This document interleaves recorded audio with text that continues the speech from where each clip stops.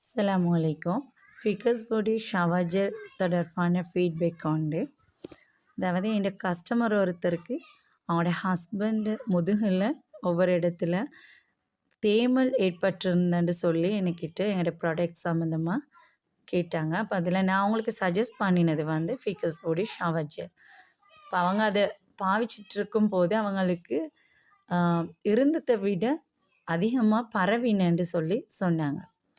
அப்போ நான் சொன்னேன், கண்டினியூவாக பாவிங்க, உங்களுக்கு ரிசல்ட் கிடைக்கும் அப்படின்னு சொல்லி. இப்போ அதுக்கு ஏற்றாப்புல அவங்களும் தொடர்ந்து பாவிக்கக்குள்ள நான் ஒரு ஆஃப்டர் 3 வீக்ஸ் அவங்கள கான்டாக்ட் பண்ணி கேட்டேன். அப்போ சொன்னவங்க உடம்பு அவங்களோட முதுகில் கூடுதலான பகுதிக்கு அது தேமல் பரவி அப்படியே கம்ப்ளீட்டாக இல்லாமல் போனதுன்னு சொல்லி. உண்மையிலே நான் இங்கே முக்கியமாக இந்த ஃபீட்பேக்கை சொல்ல வரதுக்கு காரணம், எங்களோட பெக்ஸோரா ப்ராடக்ட்ஸில் ஏதாவது ஒன்று பாவிக்கிற சந்தர்ப்பத்தில் அது இருந்ததை விட கூடுதலாகுது அப்படின்னு சொல்லி அதை பாவிக்காமல் இடைநடுவில் நிறுத்தாமல் தொடர்ந்து பாவிப்பதனூடாக ஒரு முழுமையான பயனை பெற்றுக்கொள்ளலாம்ன்றதை வலியுறுத்துறதுக்காகத்தான்.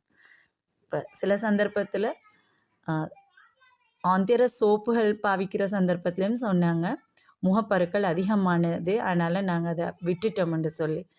அப்போ நான் சொல்ல வரேன் என்னென்னா, அப்படியான சந்தர்ப்பத்தில் நீங்கள் தொடர்ந்து பாவிச்சா அவங்களுக்கு முழுமையான பலனை நிரந்தரமாக பெற்றுக்கொள்ளலாம் என்பதாகும்.